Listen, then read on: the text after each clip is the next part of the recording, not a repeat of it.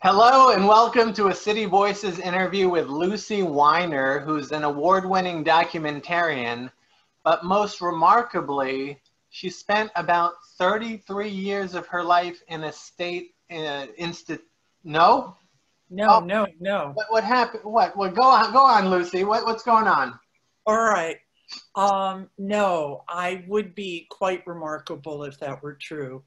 I was in different psych hospitals for 2.5 years, and 5.5 months of that time, between 1967 and 1969, were spent at a state hospital on Long Island called Kings Park State Hospital, where I was committed as a teenager. And 33 years after my discharge in 1969, I decided very suddenly that I really needed to go back to the state hospital and see it for myself firsthand, having no idea that the place was closed, that it was boarded up, having no idea of anything except that I'd reached the point in my life, coming on my 50th birthday, that I really needed to, make sense of the past, face the past. And I did that. And it was quite a little adventure that ended with me making a decision to make a movie about my journey back to the state hospital, which ultimately turned from a personal movie into a much more general, much more ambitious movie about the hospital itself. So now you may not still want to do this interview because I was only in hospitals for 2.5 years, not 33. Only 2.5 years? I don't see how we can continue. This is ridiculous.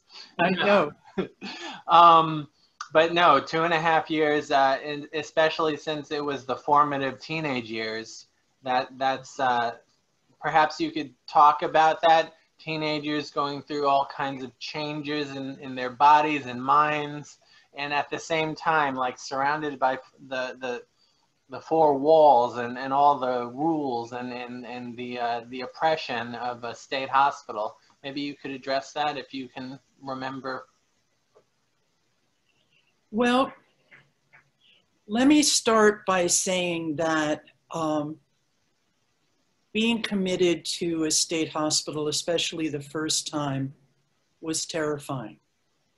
And I've yet to meet anyone who has lived through that who wasn't very, very frightened. What's interesting is that in making our movie, and it took a wonderful team of people to do this, took about 11 years to make this film. It's called Kings Park, Stories from an American Mental Institution.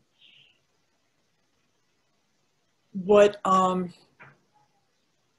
learned was that it was also terrifying for the staff, because I interviewed former patients like myself, former staff, and family members.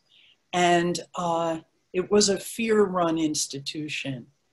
But there is no moment in my life that comes close to the fear that I felt when I was left in the day room of the female violent ward in the admissions building of Kings Park.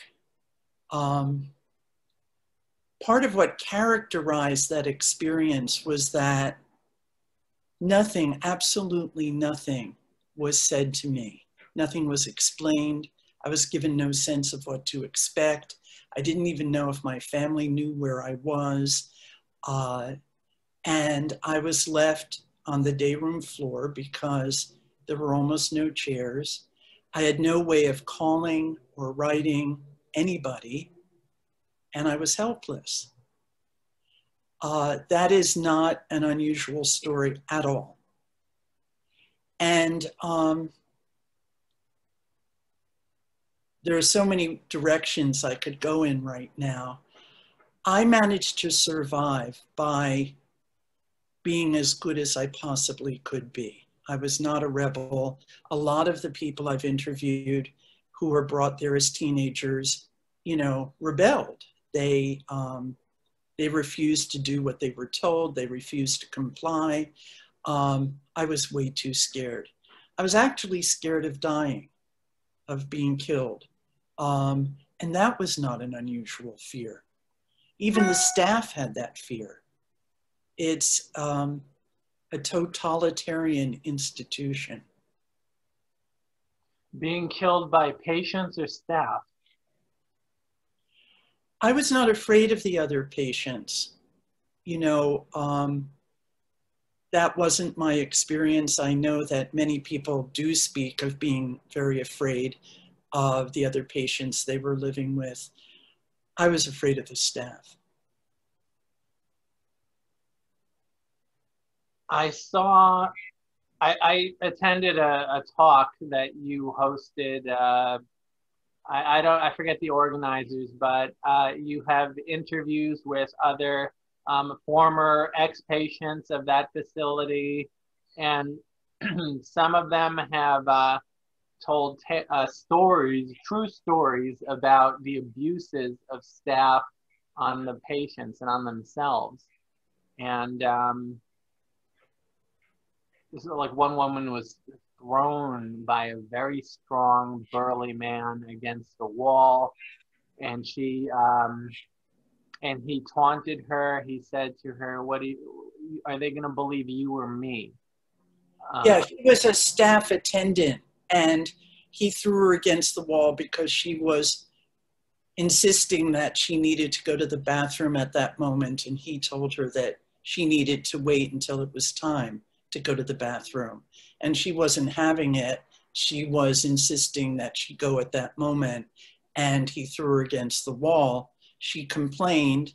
They totally dismissed her, totally dismissed her complaint, excuse me.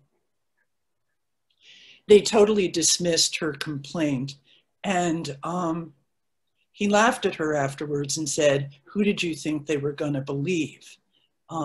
Me or you?" And they believed him. Let me be clear that the film, our work, is not about simply revealing the abuses that were so common in the hospital. It's a deeper effort to understand the beliefs and the values and the perspectives that informed the running of the hospital. One of the reasons I think that our movie is so important, and I'd also like to do a little bit of time on the project we're doing right now, but one of the reasons I think our work is so important is because it gives people an opportunity to look at how we view what we call mental illness from the point of view of the decisions we make, the procedures we follow.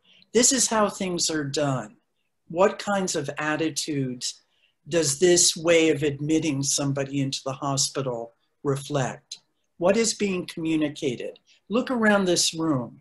See how it's built and organized and designed. What kind of attitudes are being expressed here?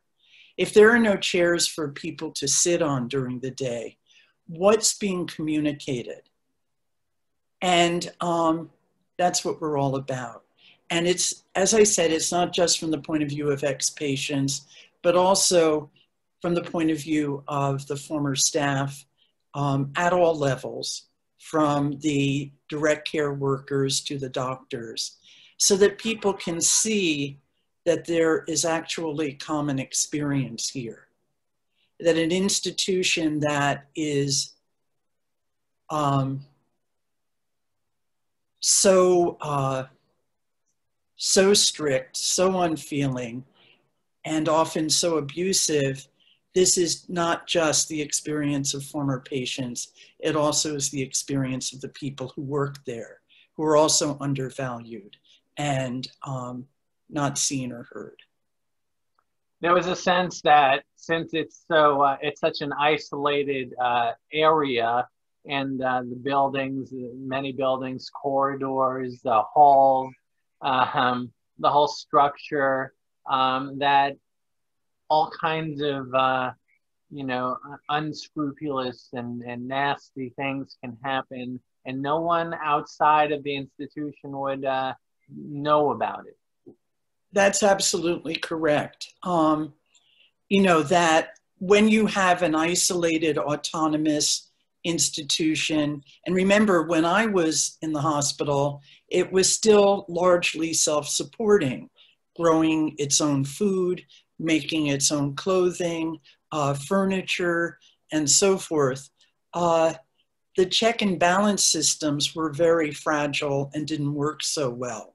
So for instance, a fellow named Ron Jackson, who arrived at Kings Park as a child, was visited once a year by someone from Albany to check and make sure that he was being cared for properly and that no one, for instance, was sexually abusing him. And when he was finished interviewing Ron as a little boy, he would then sexually abuse him. So that's what's possible under those circumstances. It's not to say that extraordinarily kind people didn't work there, they did. And they did make a difference. And I think we owe such individuals a real debt of gratitude, but they could only make so much of a difference. Because the institution itself and the way it was set up and the way it was governed and the fact that it's so isolated, internally, externally, prevented good from thriving, but gave the darker side of humanity a place to thrive. It did. And, like any government institution in its day, there was no encouragement for creativity, no encouragement for going the extra mile. These things, if you did them, they had to be their own reward because it was not encouraged. And indeed, if you spoke up to defend, let's say you saw some kind of abuse going on, you might very well be punished. You might be demoted, you might be put on leave, you might be put in a more dangerous work setting, your tires might be slashed if as a spokesperson you spoke up about abuses you had seen.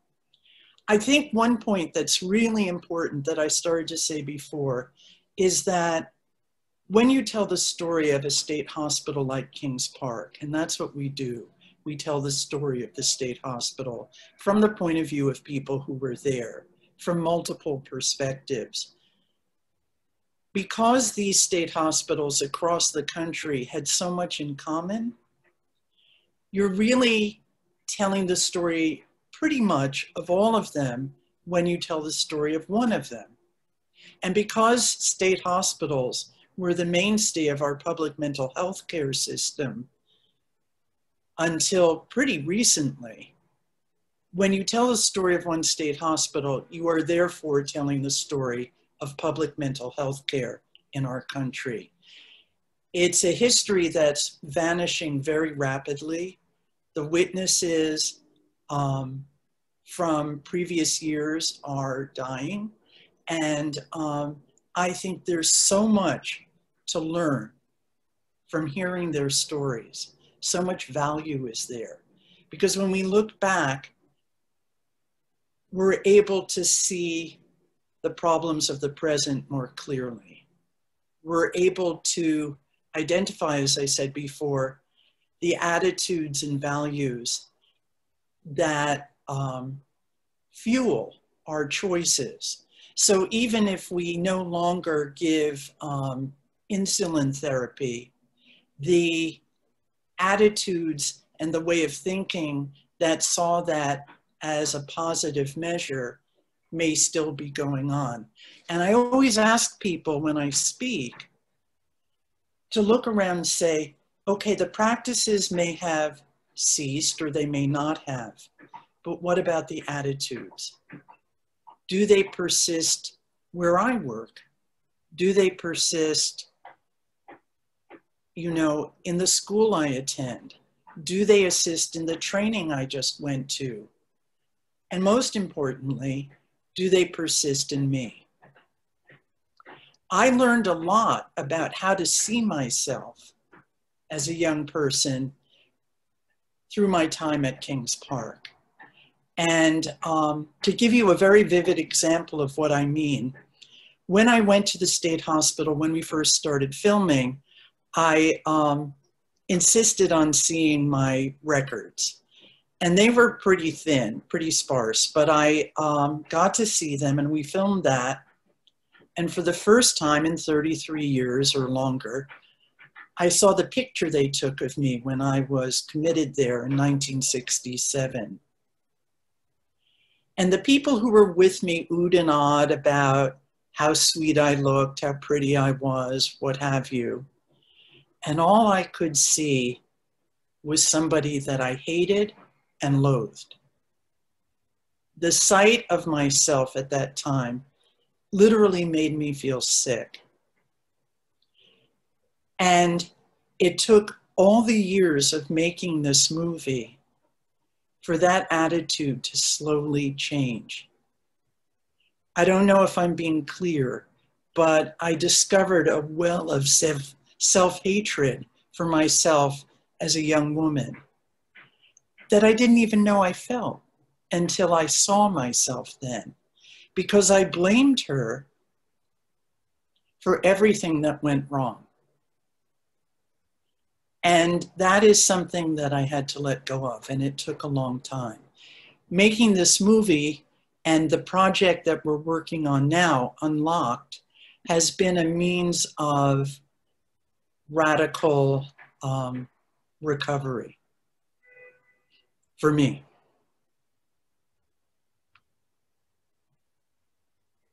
Did you transform, did you manage to transform your perception of that young woman that was yourself? How do you feel about her now? I think she's pretty cool. Oh, I really do. I'm proud of her. I'm very proud of her. I think that she's a survivor. She was willing to die, but she was also willing to live. And I think that she had a lot of spunk and a lot of sass and a lot of passion and even a lot of wisdom at that young age. She was just profoundly unhappy. a lot of us do blame ourselves for our the crises of mental health that we experience. Some people call that like stigma against the self or self-stigmatizing or something like that. And some people believe that that's the biggest form of discrimination, the discrimination we have against our own selves. But how do you come to terms with realizing that it's not your fault? Well, that's a good question. I mean, that day when I saw that picture, I understood intellectually that it wasn't my fault, you know. I understood that, but I didn't believe it. In my heart, it was my fault. In my brain, it wasn't. And I think going through the process of doing work that allowed me to share my experience, strength, and hope with other people, because we didn't just make the videos that we made, we shared them with the world. And going through that process, which was really start and stop and push and pull, constant self-doubt, constant, you know, plunging forward, then stopping, then plunging forward, then stopping. Going through all of that allowed me on a cellular level to let go of those accusations and that blame. I'd still do it, but there's no comparison between how I felt when we started this project and how I feel now. And I think that's why I'm able to be somewhat effective and share our work. You mentioned earlier about the perceptions. Let me see. You mentioned insulin therapy and how the perception was that this was, you know, an effective therapy at the time. Even though they did away with insulin therapy, there's still a perception of like similar abusive treatments that are still, you know, a benefit somehow. And that perception persists in, I suppose, psychiatry or nursing or what have you. How can those perceptions change? Well, first of all, I think it's really important to come to terms with just how punitive and dismissive some of our practices continue to be. I think it can be subtle, but subtle is powerful. And in other cases, not subtle at all. I think that the answer to your question is, you know, there are an infinite number of answers. In my case, what I'm doing is to share the stories of people who live this life, who are either at Kings Park or experience that community after the institution closed. And what we're trying to do is share a digital video platform on which these stories are shared for educational purposes with schools, colleges and universities, and organizations and individuals, so that people can hear firsthand, not just interviews, but little movies about all kinds of people and the challenges they faced in their lives, living through their personal experiences. I think that this effort will do a great deal to diminish a little bit the unconsciousness that we have around human emotional distress. Why are we so afraid? What is so frightening? Why would any of us blame ourselves for becoming really agitated, really distressed? Let me just say a few words about this project. We are, I'd say, a third of the way through creating this educational platform, which is basically a collection of short movies, as well as our documentary, as well as a resource library of videos. And it's my dream that this platform, which includes a curriculum, a library, and our film, be used by any university or college that teaches healthcare. And you're jumping up and down. I'm sorry, I didn't want, I'm just trying to adjust the camera, but please don't lose your train of thought. All right, so it's my dream that this program, this educational program, be part of the curriculum of medical schools, nursing schools, social work programs, public health, direct care training, and it is being tested right now at a medical school and nursing school. And I also want it to be used for training purposes by providers and peer organizations and people of lived experience who I think all of us can benefit and learn more about ourselves by hearing people speak about their experiences. Now, this is a curated program.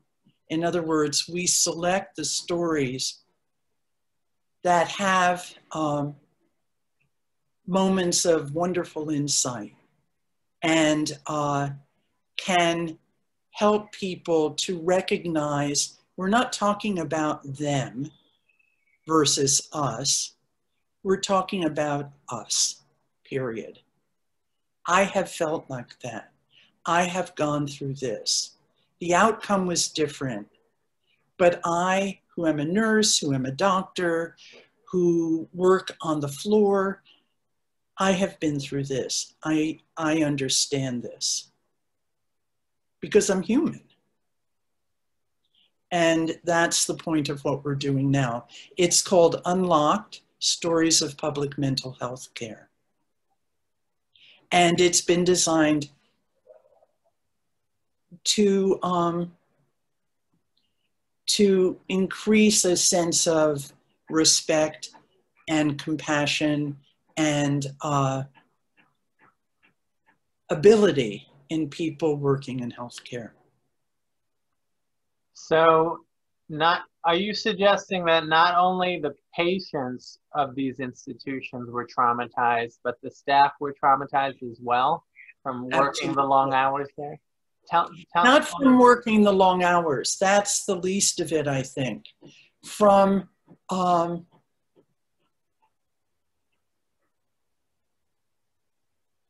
working in a warehousing situation that was highly punitive, where people were being maintained rather than healed, where human life was cheap, and where you did not safely have the recourse to speak up or create change or do what you thought was right.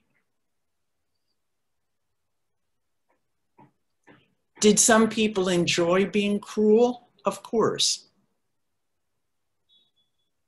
But I think for the vast majority, it just became an experience to live through.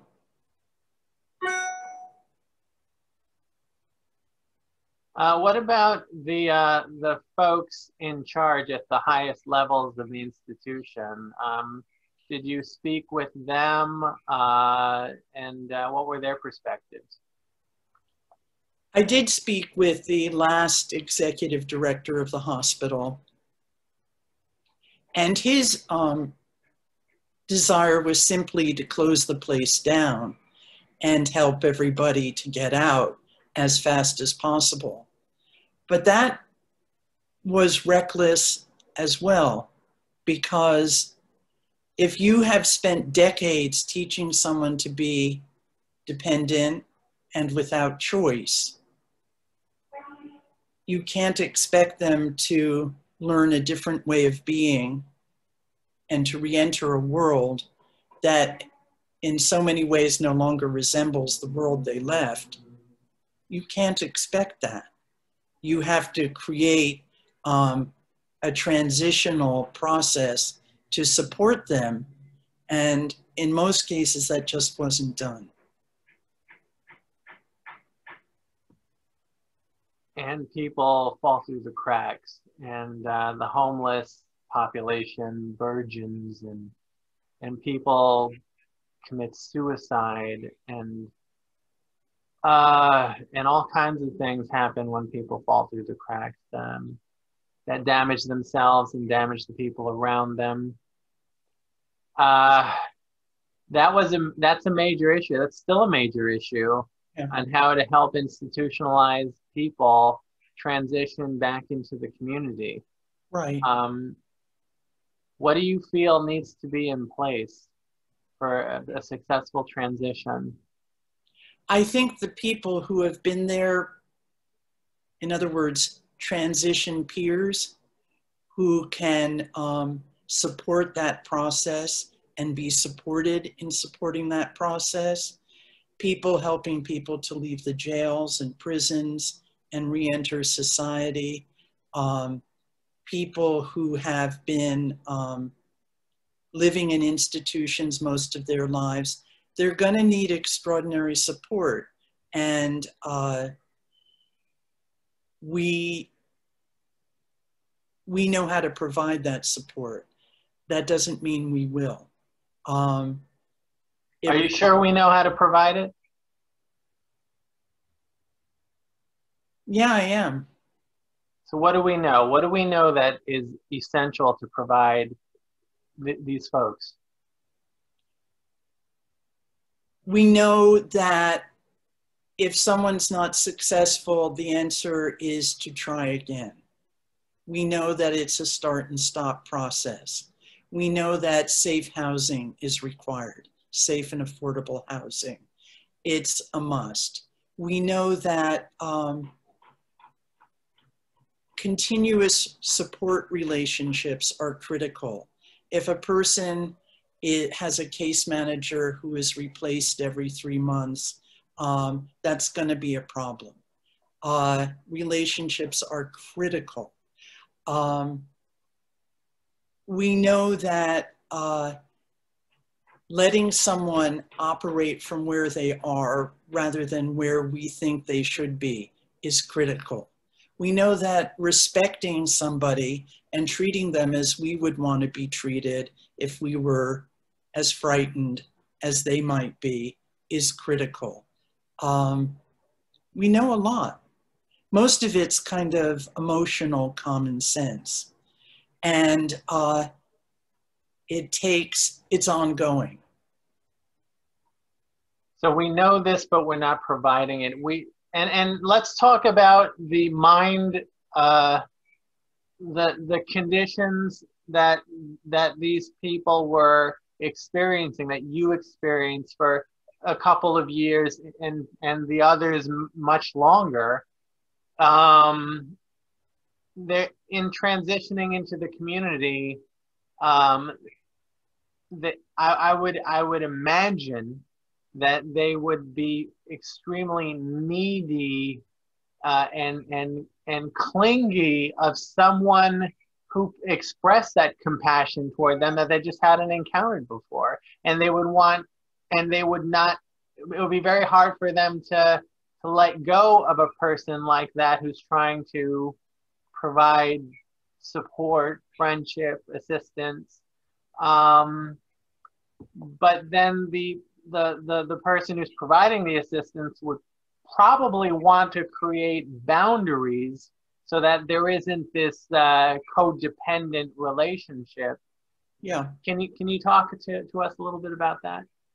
Well, I think you're absolutely right that anybody who's being asked to operate at a whole other level, in other words, becoming less dependent, becoming more independent, being a little bit proactive in their lives, is going to be quote unquote needy and quote unquote clingy.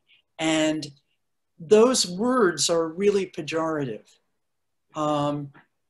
I don't know about you, but I've been plenty needy and clingy in my life. And I've usually been attacked for it, understandably. I think instead to see neediness and clinginess as, emotional starvation. And so what is a stable way to set boundaries, because they have to be set, and you have to have people doing this work who are not as susceptible to being drained as others might be.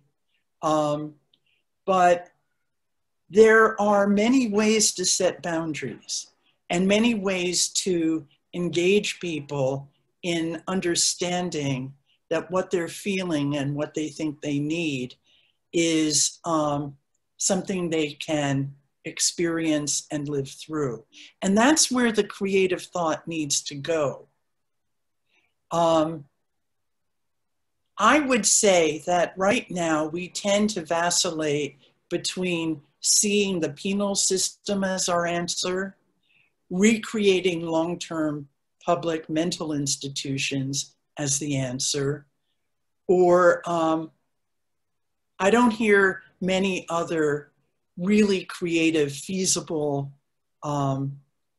ideas for how to deal with assisting people long-term. And I think that we have to open our minds and hearts. We know the answers, especially those of us who have already traveled that road. I've gone from someone who is not capable of functioning to someone who can, you know, more or less. So how did I do it? How did you do it? What would we have wanted that we didn't get? What would have helped? What did help? Mm-hmm.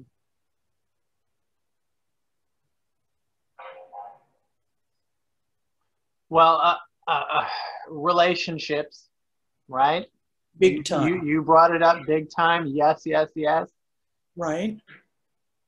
But if we're going to think creatively about helping someone who's just at the point of leaving the state institution and coming back into society, into the community, it's housing's important, but the relationships between the folks who are assigned to help and the folks who are coming out, you mentioned that it requires a special kind of person to develop a relationship, a person who does not, you said, does not quote unquote get as drained as easily as, you know, everybody else.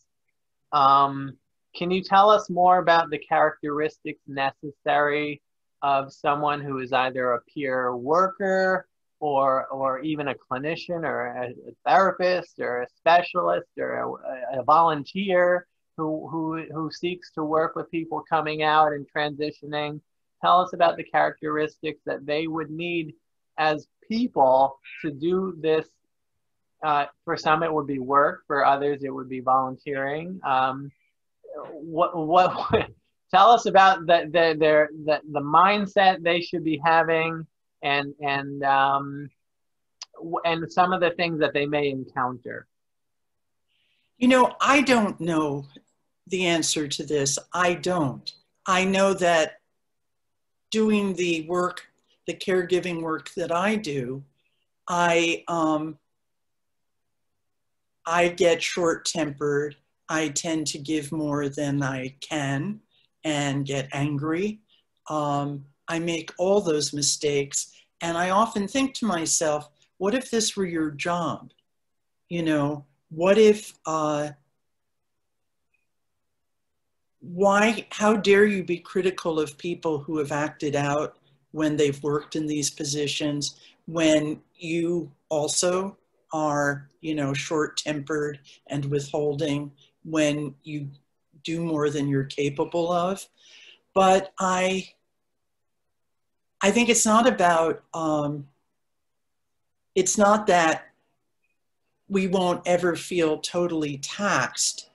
I think that we need to recognize that the person in the position of being the support person must have support, and they must have guidance. And when that exists, a place to run problems and look for solutions and get feedback on the choices you're making, that makes a huge difference right there.